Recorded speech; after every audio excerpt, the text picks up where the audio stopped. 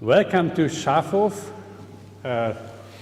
the Center for Art, European Center for Art of the District Council of Upper Bavaria, Bezirk Oberbayern. And welcome to our artist talk with the title Output. It's the 17th version, and I'm very happy to see and talk with Ariel Caine from forensic architecture, and I'm very happy that Björn Fedder is here as one of our the talking partners. And so welcome Ariel, and please tell something about you, because the reason that we are here all together is the exhibition of forensic architecture. And I'm happy that we have you here now in a direct contact. Thank you, Eike. Hi, everyone. My name is Ariel Caine. I'm a researcher, artist, part of the research agency Forensic Architecture, which is a research agency based at Goldsmiths University of London. And I'm speaking from London now. Sorry, I can't be with you. That we can't have this conversation live, but we have it in live stream. I'm part of this agency called Research Forensic Architecture. That is a human rights, university-based human rights agency that undertakes spatial and media investigations into different cases of human rights violations and environmental rights violations. And we're presenting this investigation that we undertook together with an NGO organization called Yazidi into the genocide of the Yazidi people by ISIS, which is, and the exhibition of parts of that investigation are presented now at Schafhof. Excited to have this conversation now with you and Björn, and thank you. Before we start the conversation, I wanted to thank you all for organizing this, like Alexis and all the team in Schafhof. So thank you for inviting us for the exhibition and for doing this talk. Yeah, greetings from Alexis actually, but he is on road now for the next project already. So. He did a great job to do the setup and the installation of the work. Yeah, Björn, I'm very happy that you are here, and you had the exhibition, the introduction speech actually for the exhibition. We had an opening here online as well, but also on spot. Yeah, so let's go. Yeah, I'm very happy to talk to you. We have seen the reconstruction you did on the religious sites of the Yazidi people, but is the work finished, or is it an ongoing project? So, what's the aim with that? Yeah, I mean the project was actually, the project in itself has.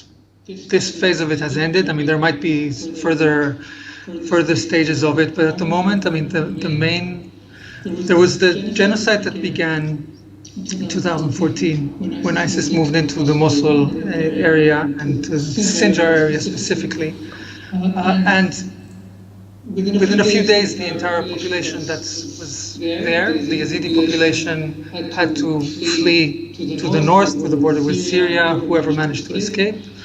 There was a process of genocide and enslavement that started to take place, and the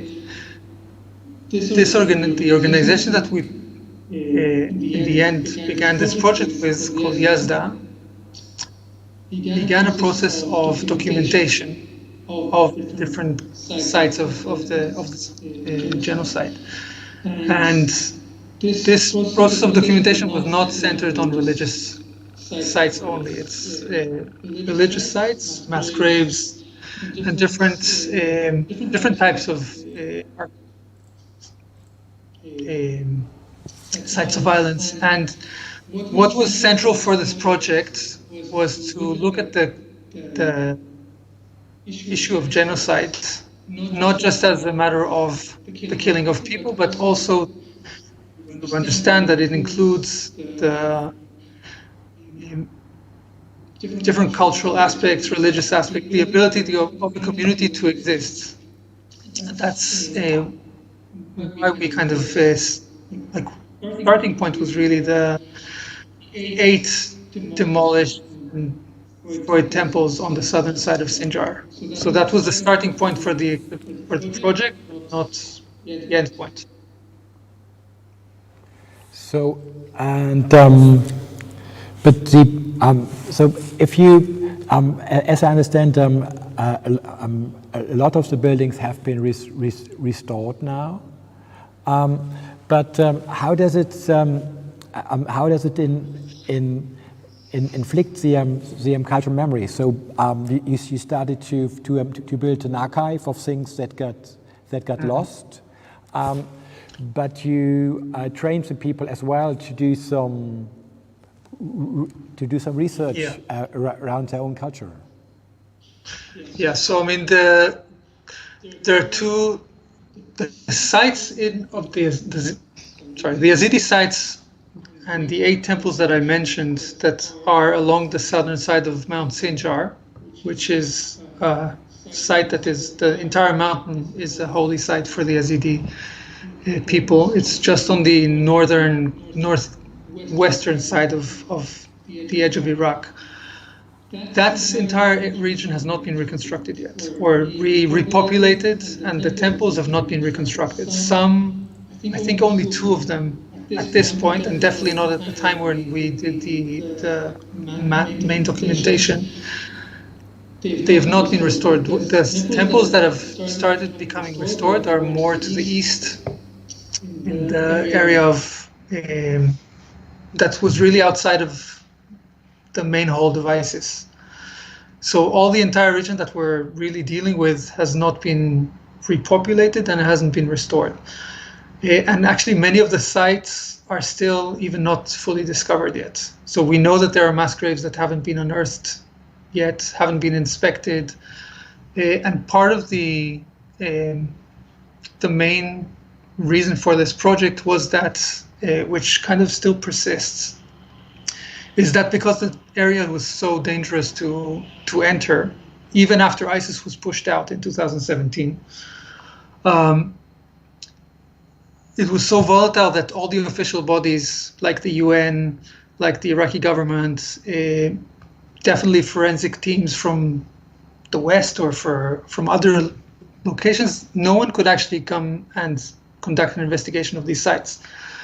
And so all the sites of killings, the cultural heritage sites, all of these were just, and many of them still are, laying, and the evidentiary kind of properties are disintegrating. And therefore there was a need to have local teams go and produce evidence, like collect evidence, record it in a way that could be stored for later use, but also exported outside of Iraq or into other regions of Iraq to be investigated. And that was the kind of reason, or the kind of thing that propelled this investigation, to form a team or to form a capacity that assists the local Yazda research documentation team on the ground, and to start building a digital measurable archive of evidence that could then be used in prosecution, but also for documentation and for cultural kind of reasons. So I took a bit of time to answer, so I'm not sure, I kind of may have lost, not sure I answered your question fully, but yeah, we began with training, and the sites are still not reconstructed. So the digital recording was kind of really important. So and is this work of collecting information and evidence that is hidden or difficult to get. Is that what links your work to the human rights movement or department? Which human rights department? So there's a connection in your work to human rights. You said, and my question was, if it's this aspect of gathering information and evidence that is hidden, or that people with power even try to hide. I don't know. Yeah, I mean, our work is always centered around this question of production of evidence for and on behalf of civil society. So, and we conduct our different investigations and projects around kind of collaborations with different types of organizations led by different communities and by different kind of actors and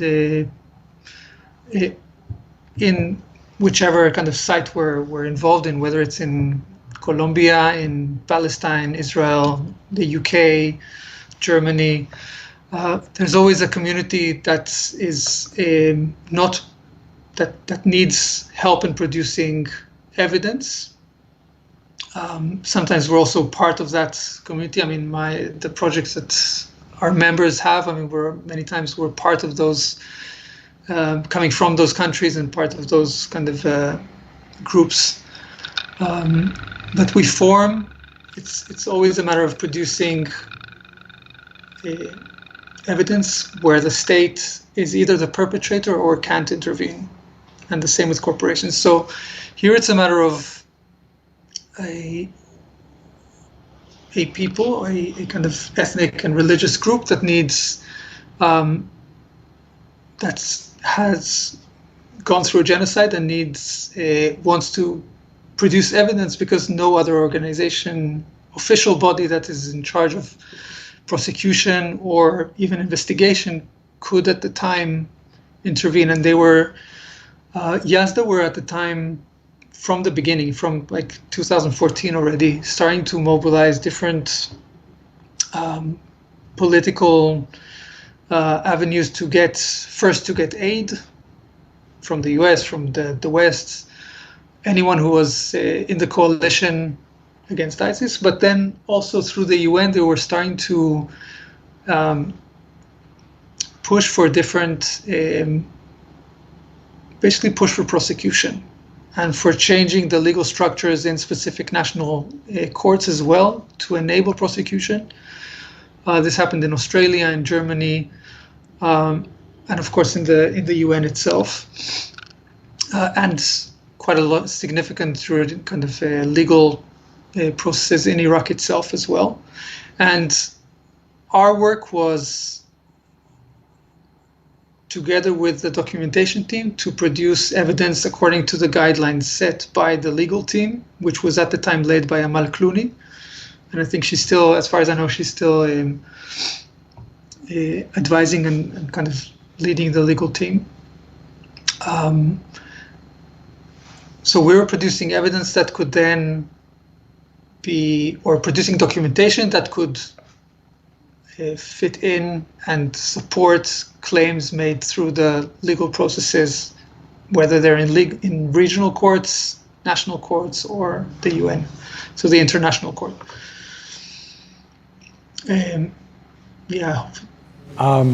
But there's not only a legal impact in your work, but also a very huge cultural impact. So you gather evidence for culture that is lost. But what I wondered is, what's your experience? How does your work influence the culture that you investigate?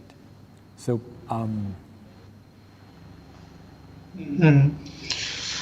Is there? Yeah.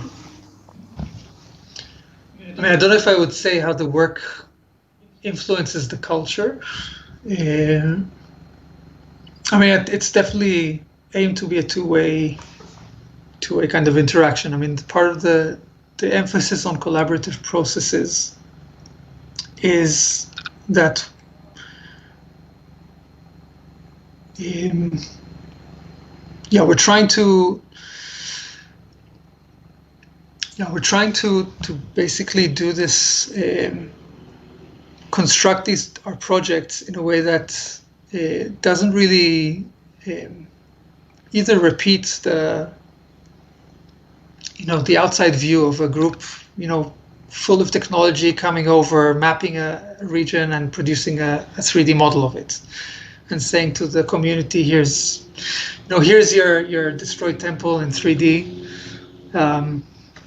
You're welcome, kind of thing. I mean, that's completely just repeating the violence. I mean, I'm kind of speaking of it maybe slightly too humoristically, but the idea is to construct projects in a way that's the ones who lead the investigation and the kind of decision on what is being documented, how it's documented, the people who document themselves, the people who actually carry the cameras, and also then do a lot of the analysis in this case. And this is also relevant in other cases that I at least was leading in Palestine and in Israel. There's the emphasis is on having the communities themselves lead the investigation, and we kind of obviously teach some aspects and bring some kind of both technical but also conceptual frameworks. But then we also learn and change our own kind of perspective according to, in response to our partners. And I think in that it changes. So when the research team was documenting, it adds a whole other dimension of what is possible in terms of their own documentation and records of the genocides that they underwent, because most of the team was Yazidi. Yeah.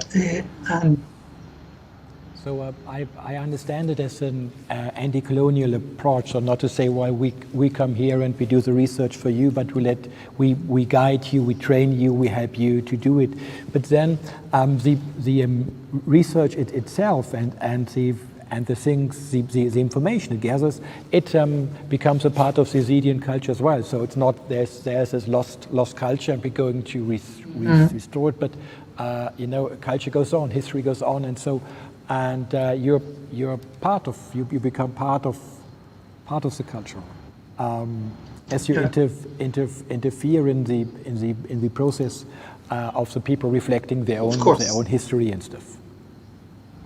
Of course, and I mean it's actually difficult to know in terms of because it's so much ongoing, and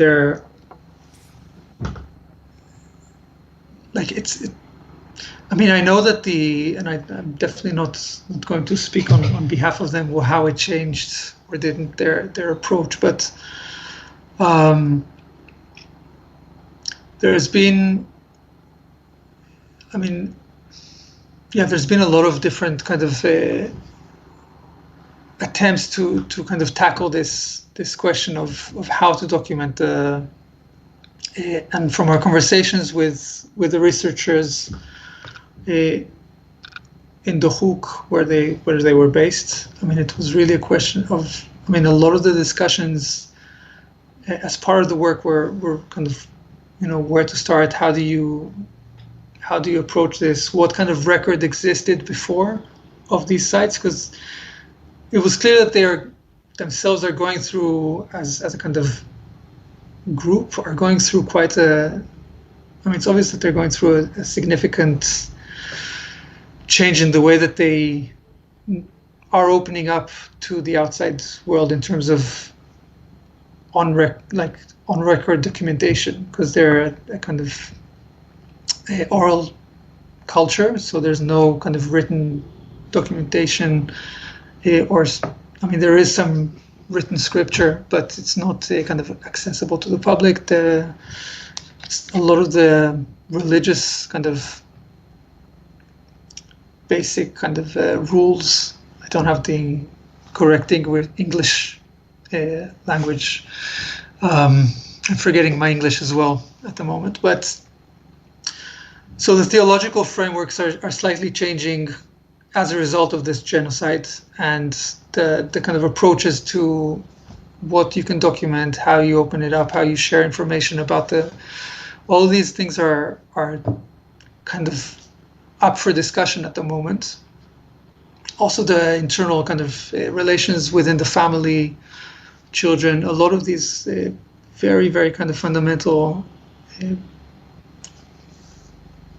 kind of pinning points. So I can interfere for a moment, because I could listen to you for hours, because it's so great to get into the details and into the way of thinking of you and your group. But our format is quite short, so we have half an hour, 40 minutes. And I think we will come back to this way of thinking, and I think it's a very interesting aspect. I would like to a bit shift to the exhibition as well. And for example, there's a good connecting point that we had a radio interview in the Bavarian radio. And so the interviewer had very good questions where we didn't have always the answers for.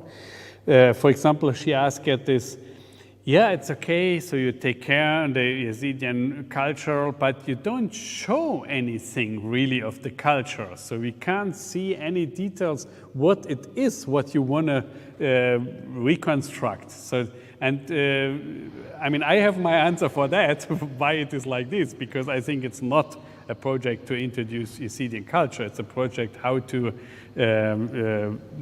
research, how to, and it could be happen for all culture that is in danger. But maybe what is your point of view for that? Actually, very, very close to yours, I think. I mean, it's definitely not an ethnographic exhibition. It's not anywhere near that type of project. I mean, the main thing in this project and in forensic architecture in general is in a way we have two main objectives. I mean, the one is to produce evidence, as I said before, and the second, and more importantly, maybe it's kind of putting into question as a conceptual kind of challenge, how does one who is able to produce evidence, like challenging that notion of who produces evidence, and by what means, and what could be considered as evidence. And the second thing is to introduce different types of methodologies and approaches to image making practice. I mean, not only to kind of evidentiary practices, but how can media be used? How can photography be used as a tool of as a communal practice, as a way of producing communities of practice that basically use these new forms of technology, this new cultural environment or cultural moment that we're in with kind of social media and available imagery, and how can that be read across geography, across time, and and that's really what our projects are about, and what we also want to show here. I mean, it's using individual case for their juridical and cultural value, but also kind of reflecting on the condition of media as well. That would be the second question as well. So we spoke a lot about evidence, about researching cultural heritage. So and you use it also in public and official or kind of events for and so the question is, when was the moment, or what is the moment when it becomes an art exhibition or in an art context? Because some of what you told to introduce media and the power of media, I think that is something what is the same what we do in art exhibitions. But what was your step? What was the way, or was it in the same time that you developed the presentations and the kind of research, or how was it going? Because you have a lot of projects, with a great visual outside as well. I mean, with forensic architecture, it's always been, I mean, it's not a linear process. So it's always a bit of a circular motion, moving between different spheres. And from the beginning, which is over 10 years ago now, it's kind of moving between the juridical, the investigative, journalist, let's say, side of things, and the artistic, and artistic in terms of media production, and even the first group of kind of the PhD, for instance, that was forming the forensic architecture when Eyal Weizmann set it up. Professor Eyal Weizmann set it up as part of an academic research program. So it didn't start as a research agency. It started as a research agency, not as an NGO. And most of the group were artists, performance artists, video makers, filmmakers. None of them were lawyers. And so it was at the heart an academic project, a kind of evidentiary producing entity, and also a group full of artists, filmmakers, etc. So it had this combination from the start. And ever since, it's always been kind of moving between different spheres in a kind of semi-antagonistic way. Kind of every field that we enter into, we kind of show something, but we also try and kind of push the limits, or challenge the definitions of what actually kind of making that kind of entity question why they're letting us in a way. Like the courts don't necessarily admit what we do. The art world doesn't always kind of like to have us in it, etc. So, and I think with this case specifically, with the case of the documentation of the Yazidi genocide, I mean, that also came out very directly from a project in Palestine called Ground Truth, which was where a lot of the kind of methodology for it was developed around questions of land rights of Palestinian Bedouins, documenting the destruction of environment and destruction of cemeteries in the southern part of Israel. And for me personally, it comes out of a research into photography and three-dimensional photography and community building and communal practices of photography as an artist, looking into this way of, or this condition of 3D photography. So an act of taking an image and producing a 3D environment that you start navigating, which has survey properties, the properties of measurement, etc. So the forming of this project really comes from a very specific condition in northern Iraq, but also, you have this, my artistic research into photography. There's methodologies that come from Bedouins in Palestine, and etc. So it really is a mixture. And Amal Clooney in the UN with Yazda trying to form a kind of a process for evidence. Yeah. So I mean, it's a mixture. So maybe the last question from me in this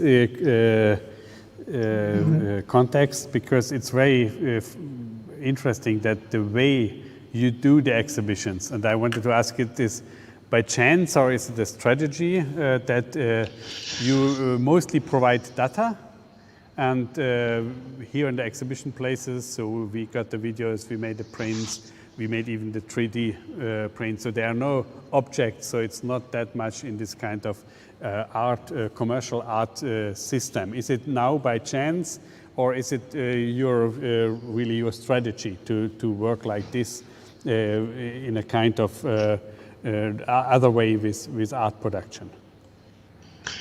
Yeah, I mean the object. I mean, it's a strategy, or it's a decision. first of all, what we produce and is not considered art as an object. There's no object of art in what we produce, and all of the funds or any kind of funding that comes into the project is directly funding research or funding the research for the project, and there's no entry into the market of art either, in terms as a conscious decision, also in terms of an ethical decision of not wanting to or not agreeing to produce, anything that then starts to have a life of its own and a profit of its own that is divorced of the investigation. The only way that what we want to show is, as part of the exhibition, is on the one hand data about stemming from the investigation, and on the other hand, we want to show the methods through which we work. And in order to do that, and we show the methods in order to allow for reproduction of that method in other cases by people who are interested to do that. And the other thing is this conceptual thinking about what could be extracted from media. So how do we kind of look into media and rethink its possibilities, and rethink the way that it's networked into other and into connection with other forms of media and other fields as well.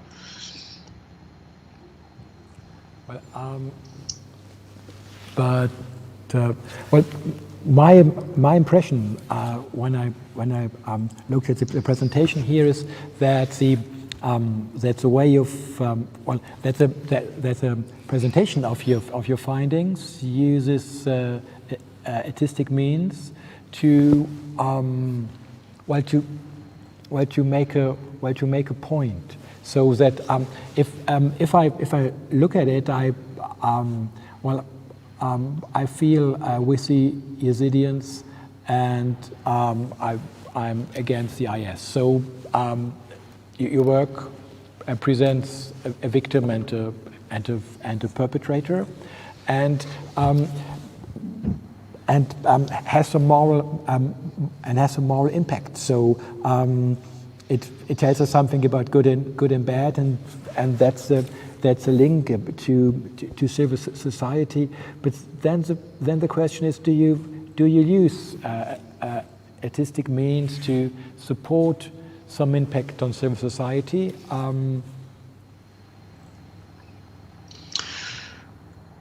mean, in general, I would say that yes.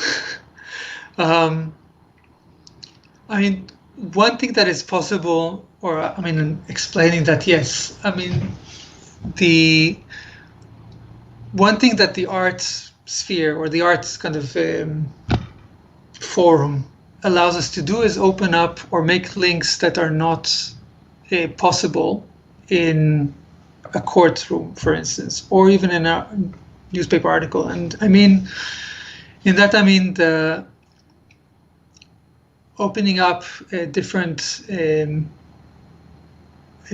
positionalities or speculations, or even long trajectories of history of violence that are beyond the scope of a specific kind of piece of evidence.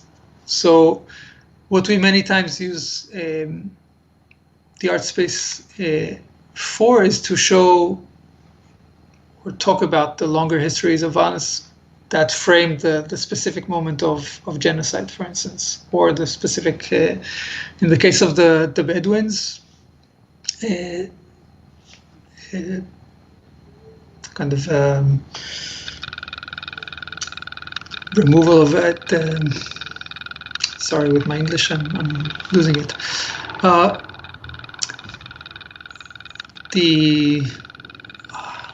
forgetting the word. Sorry. But I mean, so it's sorry. No, so yeah. So we basically want to show a longer history of either colonial violence or a longer history of the connection between cultural heritage law and the kind of political kind of events on the ground. And within that, we always take a position. It's also the possibility of art, the special possibility to show opinions. Of course, I think it's always a kind of balance between agitation and to make people sensitive for something, but still in an art exhibition you don't have to be objective. So in front of in a court, in a trial, so you have to, get really objective facts. Of course, you show that in the exhibition, but how you told, in the way you show it, you always influence people. And so that's why, and that's actually something what also is a strength of this project, because you have this feeling now that art has a meaning, so that it's not only playing with 3D, what has happened very often, but that it has a sense. So, but it's a very nice, interesting question to say, so where are the parts of manipulation, where are the parts of freedom of art, and where is also the part of the visitors who come and have to deal with the things they see? I mean, just to respond to that quickly, I mean, there is the question of objectivity and the production of evidence on the one hand, but on the other hand, part of the whole kind of premise is that while there's objectivity, there's also a lot of bias, of course, in the juridical processes and in the way that it's institutionalized, and it leaves different types of voices outside. And part of the kind of ethos, in a way, of forensic architecture is that, and not, I mean, obviously we're not alone in this, and we didn't invent that, but the idea is that there are other types of things that can count as evidence, and as long as, and they are very much coming from a specific point of view and a specific, voice or a community, and so on the one hand, we're absolutely not objective in the way that we produce evidence. On the other hand, that doesn't mean that our evidence, even though it's biased or kind of positioned politically, part of the what we try to show is that it has a logic to it, it has a strand to it, and our way of our aesthetic is driving towards showing that logic. Because it's such challenged pieces of evidence, there's such an importance on making it logical, which is still a you could say a logocentric type of kind of approach, but that's also part of the fact that we need to present to forms that still hold that as a kind of principle. But the idea is to show other types of evidence and other types of evidence-producing bodies, to give them weight through the way that you produce your aesthetic. Yeah, that's something what really strikes me. There's a common belief that says the difference between arts and history is that history is not allowed to make up its sources, but arts can, and so as art can make up its sources, it can be way more biased and touch you more emotionally and push you to a point where it wants to have you. But your work shows that you don't have to make up evidence to do so. So you can be as convincing with just correct, empirically correct evidence. You just have to look in the dirt, in the dust, and there where other people don't look at, and then there's this surprise again. So maybe a nice example is this 3D print of the ruins or of the little hill where there's nothing left, and you have a piece where you see almost nothing, a little tree, but so it's something you have attention to something what is destroyed or what is not there anymore. So I think it has a lot of very interesting levels, and I like that when you told it's the logic, to show the logic. That's the kind of beauty of math, but in a really human context. Yes, sorry. Yeah, I mean, I think that comes from. Yeah. We're out of. Sorry. No, I just wanted to add that that's part of also a logic that comes very much from photography. I mean, I know it's like the office is more from architecture, but documentary photography is always about going into. I mean, the medium itself relies in a way on. Even if you think about it from like very kind of old school, traditional sense, I mean, it's still you have this. There is a basic trust in this relation between reality and media. As much as it's manipulated, there's a strand there that you can keep following. And despite the manipulation, once you pay attention to, and you pay attention also because of the gravity of the situation that happens there. I mean, the temple that you describe is, the temple of Ahmadin completely obliterated by ISIS detonations, and you have to kind of give a lot of attention to that site and to the photography of it, and really extract every little bit of evidence that you can from that site, reconstruct it, put a lot of care into it, and basically produce as much as possible data from whatever optical kind of traces you can collect. And then from that reconstruction of cultural heritage on the one hand, but also evidence to the amount of explosive used, what was happening there, kind of reverse engineering of the blast in order to produce knowledge of the method of violence inflicted on it. And then tying it again to the larger system of genocide. So linking the specific acts of violence to the pattern that evolved through ISIS's operation in the entire region, which is the overall kind of aim of this collaboration. Yes, thank you very much, because we have to come to the end. We already we have to finish always when it's in the best moment. It's picking up. Still, I would like to give everybody the chance to have a last word.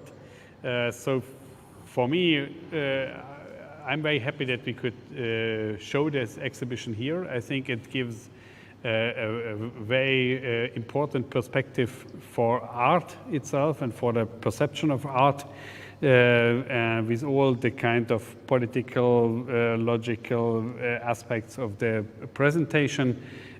People enjoy it very much, what of course is in a way not really reflecting the theme, but still you need that to get people involved at all. So I think it is a really great mixture, and yeah, thank you very much. Maybe Björn, you are the second, and then you will be last word. Yeah, thank you very much for your interesting insights on your work and showing us how you gather attention for some information and then let the logic of the evidence work for your point. Thank you very much. Thanks. Thank you for organizing, for beautifully installing as well. I mean, it's and thank you for this conversation. I mean, I hope people are excited and intrigued and kind of energized by the investigation. And yeah, thank you. Maybe we even can have a second talk. We will speak about this because we also have the possibilities with the chat. So we didn't have time for that now for questions and answers of the viewers. Let's see. Let's keep in contact. I wish you all the best for the whole group, and greetings to them and for your upcoming projects. Thank you very much. Thank you very Björn. much. Thank you, Goodbye. Ariel. Ciao. Thank you. Thank you both.